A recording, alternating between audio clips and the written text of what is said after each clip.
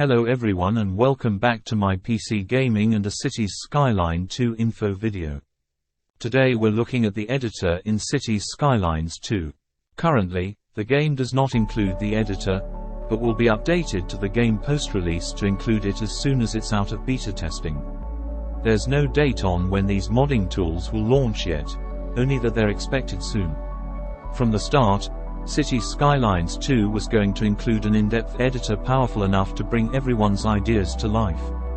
This time around there's a good sense of what modders and creators may need, based on all the amazing things they created for Cities Skylines, so the goal is to support that with the new editor currently being worked on for Cities Skylines 2. It's being developed in close cooperation with the modding community, and while the tools are something used internally as well, the goal is to offer the possibility to create your own content for the game. That's what the Cities Skylines experience is really about, freedom to create. One editor to rule them all. In Cities Skylines there were several different editors for different functions. If you wanted to create assets you would open the asset editor, and within it, you would select specific categories all bringing you a subset of features. If you wanted to work on a map, you would need a different editor to do that. In Cities Skylines 2 there will be one editor capable of everything. Whether you're making a new map or creating a new building, you will enter the same editor. This means you will have a lot of options at your fingertips, which can be a little daunting at first, but it comes with a lot of benefits too. New buildings don't exist in a flat empty world. Just load a map, place the building in the environment, and place other buildings or roads around it to get a better sense of what it will look like in your city. The same goes for maps. Just place buildings as you're shaping the landscape to ensure the scale of hills and valleys is how you want them. Also, if you are enjoying my videos, don't forget to like and subscribe and click the notification bell. It's free and will help the channel. Cities Skyline 2 Roadmap. The editor is still currently in beta and being tested by the modding beta group, which consists of seasoned modders and asset creators. The editor will be released in several steps, the first of which will include map creation, asset import, code mods, and sharing save games through Paradox mods.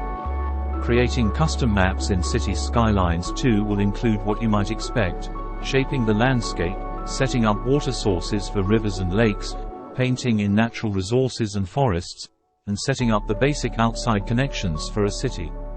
But map creation will include setting up the map's climate, including its temperature variations and weather. The initial release of the editor supports the creation of custom buildings with more asset types to be supported in the future.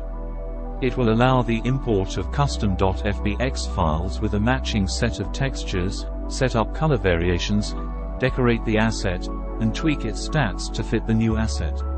Of course, also edit existing assets, giving your favorite building a new look through different color variations and decorations. All the technical information about modeling and texturing assets can be found on the official wiki, which will be updated as more information is available.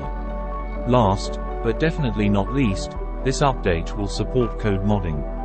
The editor was given to a lot of the prominent modders from Cities Skylines early access to Cities Skylines 2, giving them a chance to get familiar with the game and get inspired to create mods. But remember that the game uses new technology and has a deeper simulation, so mods need to be created from scratch and nothing done earlier for Cities Skylines can be used as such. So I'm excited to see what the modders create for this time around. This first update will look to enable sharing to Paradox mods, where we will be able to share and download custom maps, buildings, and code mods, as well as share your save game or download other people's cities to explore. Paradox mods will be available on all platforms, not just PC, within the limits of each platform. I will get into more details of what will be included for consoles closer to its release. The next step.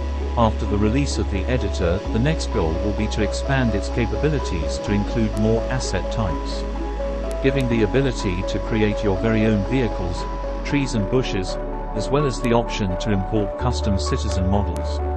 Both trees and citizens are more complex than their counterparts in Cities Skylines. As trees go through a life cycle in Cities Skylines 2, From saplings to adult trees and eventually to dead trees, custom trees require several models corresponding to each stage of their life.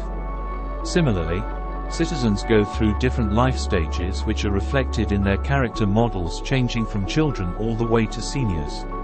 I have left a link in the description where Han and Damien review the editor in some detail. Thank you all for watching, and see you next time.